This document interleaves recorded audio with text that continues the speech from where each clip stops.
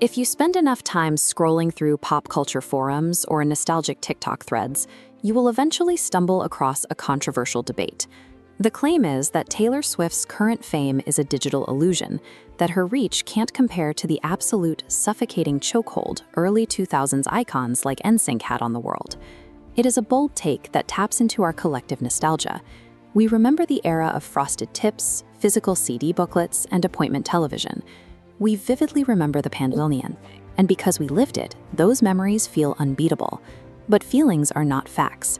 To figure out the truth, we have to strip away the rose-tinted glasses, put nostalgia to the test, and look at the cold, hard, verifiable data. To understand the origin of this debate, we have to validate what pop culture was between 1999 and 2002. It operated as a monoculture. A few centralized channels dictated what the entire world consumed simultaneously through MTV, terrestrial radio, and physical record stores. Because media was centralized, when someone was famous, they were famous to everyone. NSYNC triggered a physical mania where teenagers pitched tents on city sidewalks at midnight just to buy a piece of plastic for $15.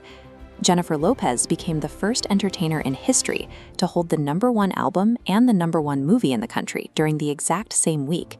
Her red carpet looks commanded so much universal attention that software engineers had to invent Google image search to handle the specific query volume. Compare that to today's media landscape. The internet is heavily fragmented. You can exist entirely online and never hear a current top 10 hit if your personal algorithm decides you prefer underground hip-hop or heavy metal. Because of that fragmentation, it is easy to assume a modern artist's popularity is just an artificial echo chamber, driven by a vocal fan base rather than the general public.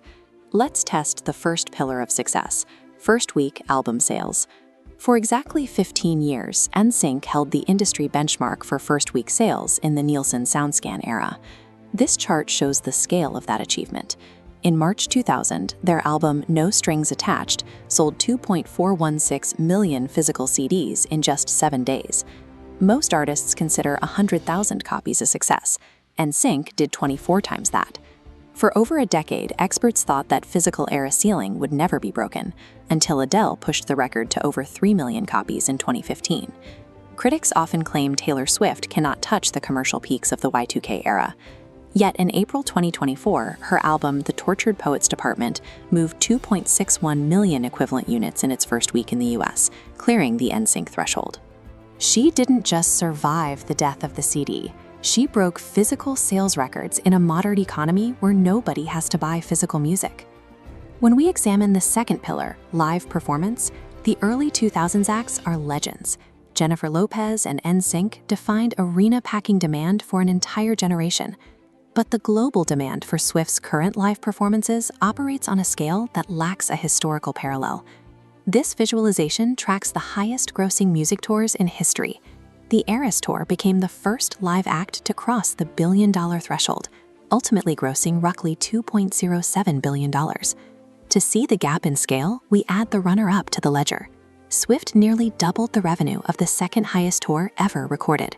From a pure mathematical standpoint, modern ticket demand and economic footprint have moved into a different stratosphere than the tours of the Y2K era.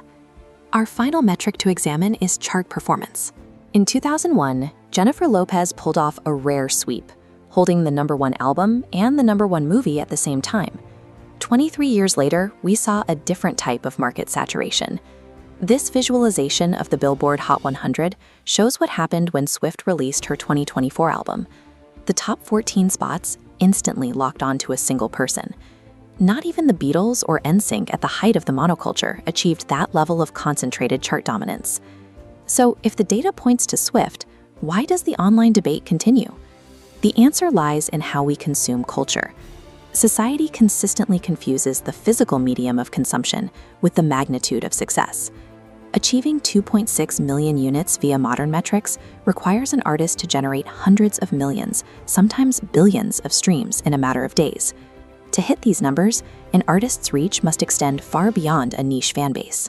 Despite the digital transition, millions of her fans still purchase physical CDs and vinyl records, defying the trend supposed to make NSYNC's records permanent. When an artist moves millions of physical units while simultaneously generating billions of streams, They break through the algorithmic bubbles that define the modern era. By commanding that much of the total market share at once, she effectively recreates the centralized attention of the year 2000 within a fractured digital world. This is why breaking down the data matters. Nostalgia bias often prevents us from accurately measuring history as we are living through it. We can honor the permanent legacy of Y2K icons. They laid the foundation for modern pop and set performance standards that still hold up. But respecting their legacy does not require us to minimize the present. The data gives us a definitive answer. By every measurable historical metric, from sales and chart concentration to tour revenue, Taylor Swift is outperforming the recorded history of the global music industry. The early 2000s were a distinct era of centralized media, but today we are living through the highest commercial metrics ever documented in history.